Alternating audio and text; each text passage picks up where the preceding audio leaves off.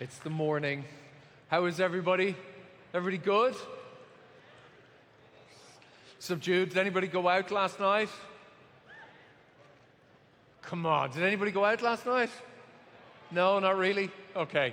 For the next 3 nights, a big part of the events that we put together, I think it's very important at least. I had a startup a long time ago and I used to go to kind of tech conferences and when the doors closed at 5 p.m., if you weren't a speaker, there was effectively kind of nothing and you just disappeared into the evening of whatever city it happened to be in, San Francisco or somewhere else. And I always thought it was a huge networking opportunity missed.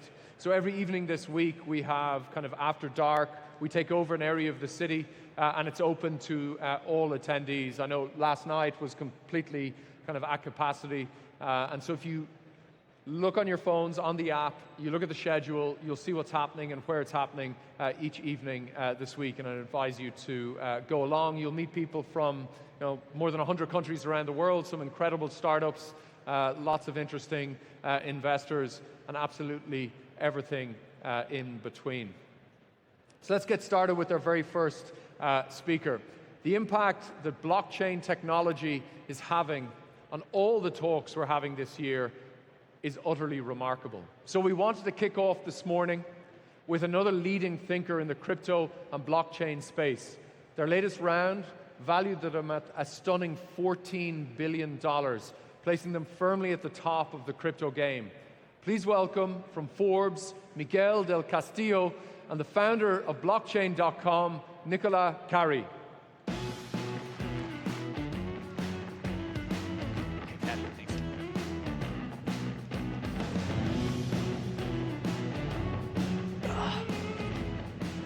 Good morning, good morning. Thank you so much for coming out to see us today, or to see this gentleman in particular. I wanted to start things off with a little bit of audience engagement here. We're going to do an icebreaker, and I want to give you guys a choice what that icebreaker is going to be. Do you want to hear the story about Nic's talk with European Parliament, or how he got kicked by a horse?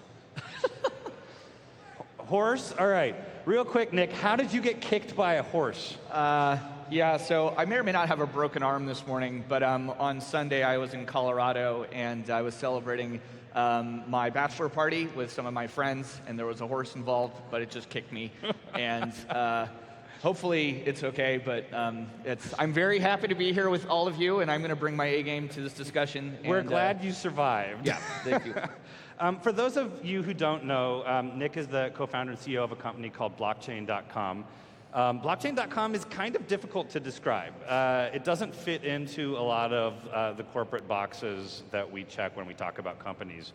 So I wanted to kick things off just by having you quickly give us an overview. So first of all, what is blockchain.com? And then I'd love to hear you talk a little bit about how your vision for what it is has changed over the years from when you founded it to today. Yeah, thanks, Michael. I'm so excited to be here. I want to thank the Web Summit team and crew. It's a monster effort to put this together, and for everyone for coming out, for teaching each other and sharing ideas. Celebrating everyone building things is one of the things I love to spend my time doing. At blockchain.com, we founded the company over 10 years ago, and the one thing all the founders had in common was sort of a mutual interest in statistics. And so we built something called a Block Explorer, which was a search engine for looking, at the time, at the Bitcoin blockchain. We wanted to see whether or not there was economic activity. We wanted to better understand the data heuristics, and we learned that people were actually using it. So we got excited about participating in building more tools for the cryptocurrency community. And the first thing we decided to do was build a wallet. A wallet is a really key piece of software infrastructure in that market. And since then, we've had over 85 million people sign up to use the blockchain.com wallet. It's completely free, and you can download it from the App Store, and we have users in over 200 countries. Since then, we've been building. And if anyone hasn't been paying attention, obviously the global markets have been extraordinarily volatile this year on the macro level and then also in the crypto space. For us, this is the 7th time in 10 years I have seen a fairly big correction. Yeah. And happy to talk about that, but the big story in all of that is, throughout the ebbs and flows, those that you will experience in your lives and across your careers, it's important to build. constantly keep building and listening to your customers, and that's one of the things we did. So the wallet sort of started our journey, and it's sort of evolved into a passport to the future of financial services. We just started with Bitcoin, then we added Ethereum, we added a lot more digital assets, now we have hundreds, and we are building a capability to do everything from store your digital collectibles in your wallet, to digital identity, to stable coins, to much more, and hopefully build that accessible tool for anybody, regardless of their circumstances of their birth, to be able to send, receive, secure, trade, and exchange digital forms of wealth. And we've seen a lot in the news lately about some exchanges suffering some financial difficulties, having to do a lot of layoffs. These are what we call in industry centralized exchanges as opposed to decentralized exchanges. And the centralized exchanges are taking custody of the assets for their users, their customers. From early on, blockchain.com was founded a little bit differently than that. Can you talk to us just a little bit about sort of the difference between self-custody and centralized custody, and how that is playing into some of the spillover effects that we're seeing today? Yeah, this is really important to understand. The promise of Bitcoin originally was to build a peer-to-peer electronic cash system for the internet. So basically making it possible for anybody to send precious information without having to rely on an intermediary, a custodian, or a counterparty. And so building tools that are non-custodial, like the purse you might have or the wallet in your back pocket, where you can store different types of features, whether that's an identity, a credit system, a cash instrument, a collectible, a ticket to a venue. All those things fit neatly in your wallet. And the promise of using decentralized ledgers is that anyone can access these systems on a global basis. What's happened, though, in our industry is some individuals and entities have actually re-centralized custody and ownership over user data, user funds. Now, if done properly with a high degree of security, that can work. But it's also sort of antithetical to the whole point of this thing. And so we are seeing hubris, and we're seeing a lack of fiduciary duty in some of these centralized entities, which is causing some contagion in the market today. In the long run, I think the promise of decentralization is something that's inherent in our company's DNA. We have employees in 50 countries around the world serving users in over 200, and building tools that enable individuals to be sovereign over their ownership of their wealth is still critically important to our business. We hear a lot of talk about how centralization, about how letting a third party take custody of our assets might be a secret to institutional adoption. It might be the kind of safety blanket that big companies need in order to get involved. And there's a lot of really positive spin out there about this act of letting other people take custody over your assets.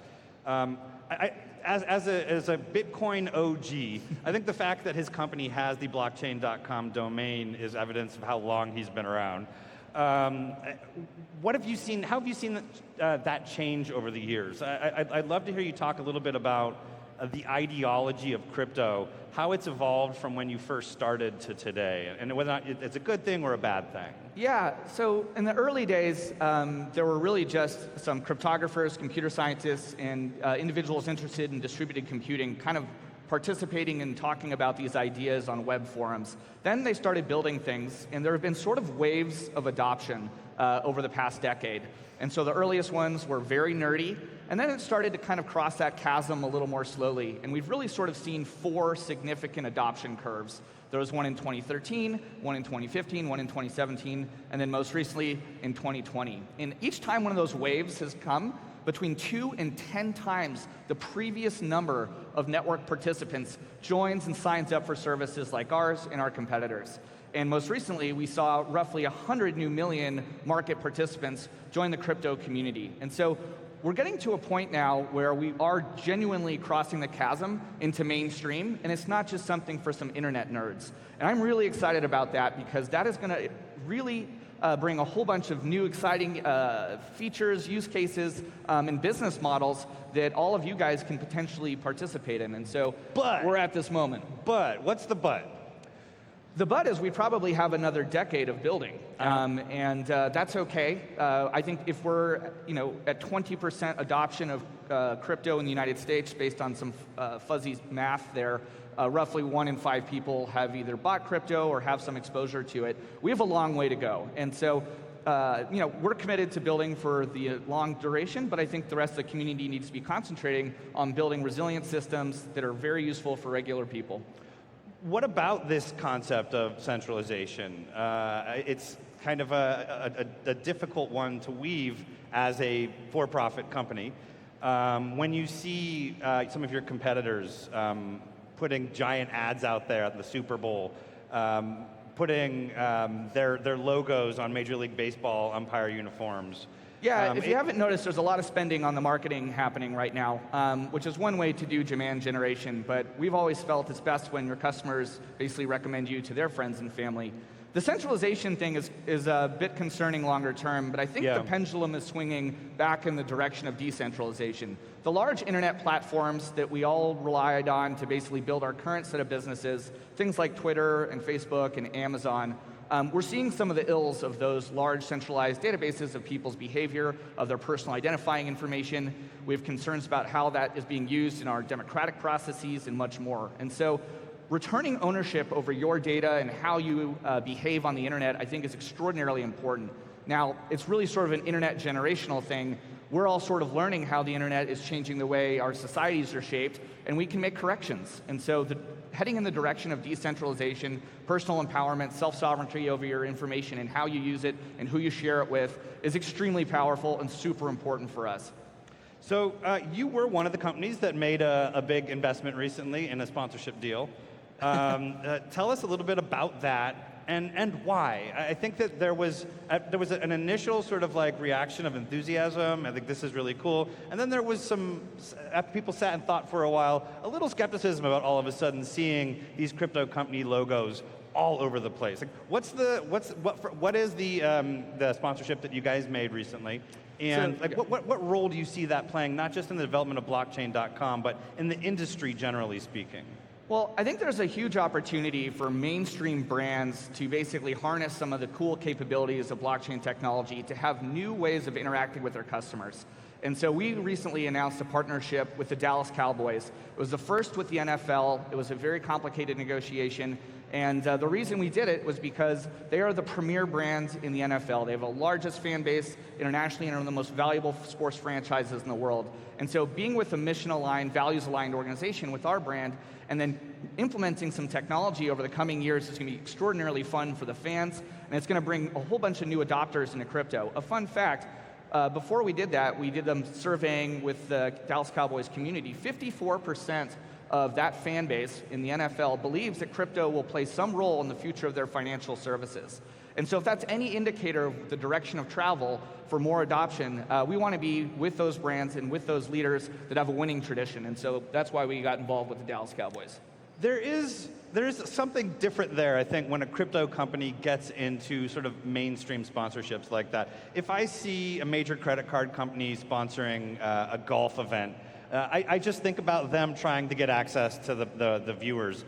But when I see a cryptocurrency company making a big sponsorship, there's a bit of a tinge of evangelism, even in that very act. Like, do you see these big investments as sort of a way to show these giant brands that there is value in crypto? And if so, like, what role do you see companies like your own and other well-funded exchanges in building those bridges between old school brands and the future? Yeah, so look, I think there are definitely some vanity purchases where someone buys stadium rights and it's really expensive, and that's just a branding thing. That is not what we're trying to do. We're trying to create new, unique fan experiences that have never been tried before, engaging directly with our customers in the venue. Yeah, you'll see some of our branding around, but we're going to have a QR code on the back of every single seat in that stadium. So 80,000 fans are going to be able to interact with the blockchain.com wallet, potentially with some exciting new things I can't entirely reveal today, but fan experiences that do everything from potentially airdrop NFTs to giveaways. We're going to be hosting block parties and unique access to all kinds of exclusive content. And that's an interesting thing that the Dallas Cowboys wanted to explore too. New ways to have relationships with their fans. 10 years ago, almost every business was trying to figure out how do they use social media to have a dialogue with their customers. I think over the next 10 years, almost every major brand is going to be thinking about how they use crypto, blockchain technology, and NFTs to have unique fan experiences with their communities. And so that direction of travel has now started, and we're going to see some really interesting things built out from it. It's interesting, after 11 years of crypto being a thing, 12 depending on where you put that starting point, that we still see such extremely hyperbolic panel names as our own. Blockchain will change everything. And I think that says something, right? Like 5 years ago, 6 years ago, when we saw a panel like blockchain will change everything, I think there was rightly some huge skepticism and red flags. And perhaps that skepticism still has a place today.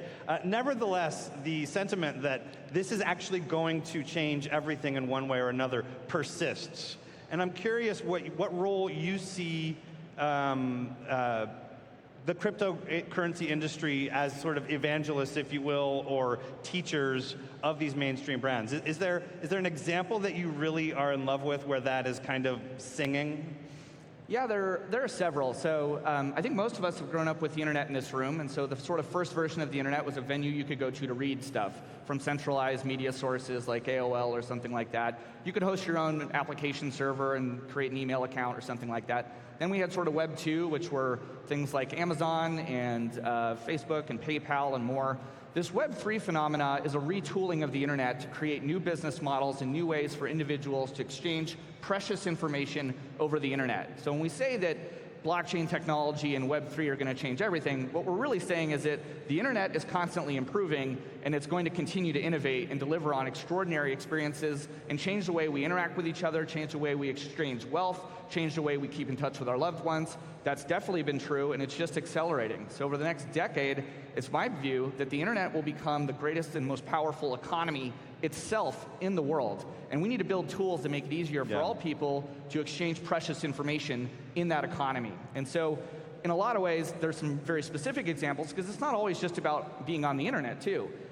Between the Dallas Cowboys example and in-game, in-real stadium, fan experiences that are unique, there's a clothing company I know of called the Trace Collective that partnered with a company called Provenance.org to prove that all of the organic clothing they make is sourced correctly, that people are paid fair wages, so when you buy one of their articles of clothing, you can scan it and see a history of the proof points about that product in the real world. And that's an example of the internet and the retail world forging a path together. Just yesterday, Meta announced a partnership with Prada and several other luxury brands to build a marketplace on their platform so people can buy some luxury goods and show them on their online profiles. And just like when you were a kid, you might have collected seashells on Long Island or somewhere else, I think young adults are going to collect all kinds of digital things, and it's going to be really extraordinary to see what happens. I think one caveat I want to throw in there when you mention Meta is, correct me if I'm wrong, but I do believe that in the nascent world of Web3, if it's not open source, if you can't build on it, it's not necessarily what we would consider Web3. How do you feel about that statement? I'm sure they're having ferocious debates at Meta about that concept, and ultimately the power of the Web3 community is really in collaborating on an open source internet-based platform and supporting interoperability, meaning if you buy some asset in one place, you can exchange it somewhere else and then trade it in a different venue. You know, these centralized platforms are built on surveillance, control over all your data, and closed gardens. I think they're going to have a very hard time competing in a world where people want to have more ownership over their data and be economically rewarded for sharing that data with different internet-based services. And so that's the kind of biggest change, is instead of the shareholders and the owners of companies necessarily benefiting the most, the actual users of the networks actually have an alignment of incentives to participate in those networks to be economically compensated. That is a huge foundational change in the business operating model for internet-based protocols and platforms. If somebody is branding themselves as Web3 or Metaverse and you want to do business with them, but they don't have a code base on GitHub or somewhere else that you can go build on, be skeptical. I think I just would leave you with that little tip there. The core of Web3 is open source. What would you say is the most important thing about the nascent world of Web3, or if you want to bring in crypto generally speaking, that really has your attention right now that you think most of us are missing? You know, I'll summarize quickly because we're going to run out of time. 10 years ago, I got involved in this industry because I thought that it was the most important place I could spend my time. Everyone in this room will be pursuing money for the rest of their lives. You want to earn money so that you can raise a family, invest in experiences, serve your communities, and maybe treat yourself once in a while. So reinventing our relationship with money and building money that serves the world and the internet at the same time, I think is one of the most powerful ideas that we can invest our time in. And so despite all of the things like the stadium and Web3 experiences and the rest of that, I think building tools that make it possible to broadly increase financial inclusion and build transactional systems that lower the cost of making payments on the internet is going to build a more efficient economy for everybody. And I know recently you were telling me backstage you've witnessed this a little bit on a trip to Africa. I'd love just a maybe closing view on that. Yeah, I would happily wrap that up. I agree. I think that the core of the crypto value case is the ability for people to take control of their own finances, and not just as far as like where your money goes and how you spend it, but what you build.